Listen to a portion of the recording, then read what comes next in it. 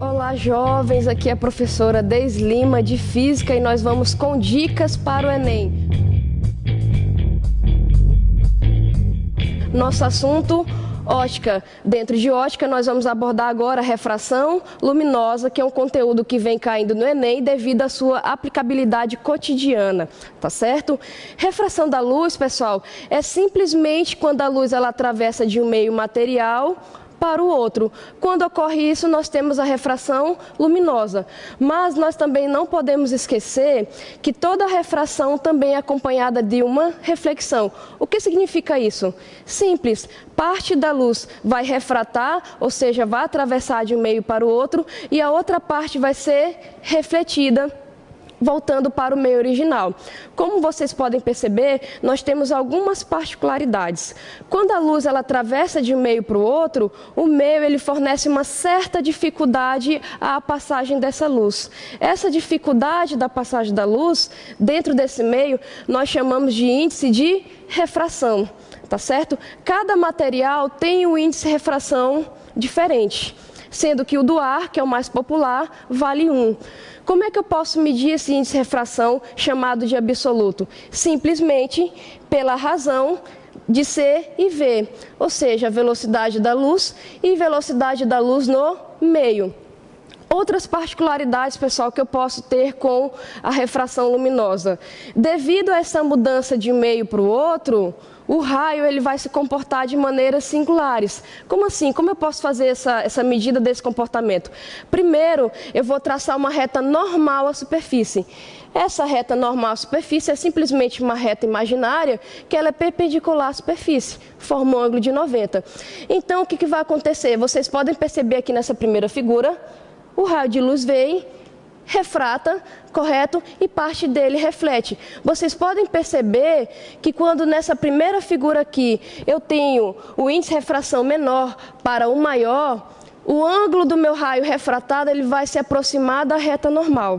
E o contrário seria o quê? Quando eu vou do índice de refração maior para um menor, o meu ângulo do meu raio refratado ele vai se afastar da normal.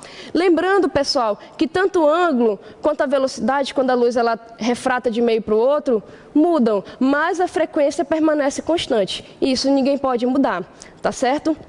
Matematicamente, eu chamo isso de lei de Snell. Como é que eu posso medir aqui, matematicamente, a nossa lei de Snell? Ela é simplesmente a razão dos senos do ângulo incidente e refletido, e iguala isso com os índices de refração do meio, tá certo?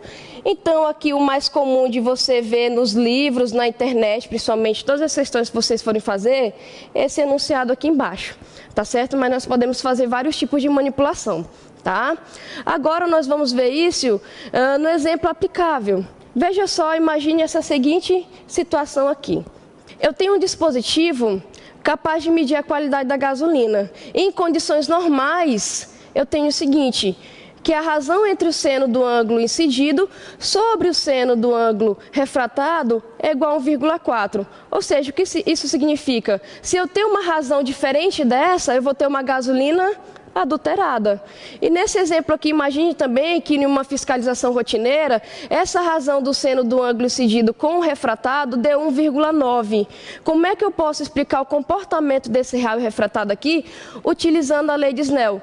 Pessoal, muito simples. Lá pela lei de Snell que nós acabamos de ver, a razão dos senos dos ângulos é igual aos índices de refração do segundo meio sobre o primeiro meio. Se nós formos ver, se eu tenho um raio aqui de luz que ela sai do ar para a gasolina, por exemplo, eu tenho que o índice de refração do ar seria o quê? 1. Então, se eu tenho uma razão de 1,4, isso simplesmente indica que eu dividi 1,4 por 1, tendo a razão de 1,4. Correto? Então, o que vai acontecer? Se eu tenho uma razão de 1,9, significa que eu dividi o índice de refração de um líquido que tem 1,9 por 1. Tá? O que isso implica, pessoal? Muito simples. Se eu for ver nessa relação aqui embaixo, o seno do ângulo refratado, ele é inversamente proporcional ao índice de refração. O que isso indica? Se eu aumentar o índice de refração, esse seno aqui diminui. Então, o que aconteceu nesse exemplo aqui? Eu tenho o índice de refração que era 1,4, foi para 1,9. Então, meu índice de refração aumentou. O que aconteceu com o seno do raio refratado? Aproximou da normal. Nessa figura aqui, nós podemos exemplificar a figura da gasolina, digamos assim, adulterada. Eu tenho aqui o raio de luz passando, né, de um meio para o outro. Em condições normais, que é a reta vermelha, eu tenho 1,4. Como a nossa razão deu 1,9, o que aconteceu com o raio refratado? Aproximou da normal, mostrando aí que a gasolina ela estava adulterada. Tranquilo, pessoal? Para você ter mais conteúdos de física e ter acesso a mais vídeos, não deixem de se inscrever na Revisão Enem. Lá você também vai ter vídeos de outros professores e também os nossos e-books, que são materiais feitos especialmente com dicas para vocês. Valeu, pessoal. Beleza? Arrasem no Enem. Até a próxima.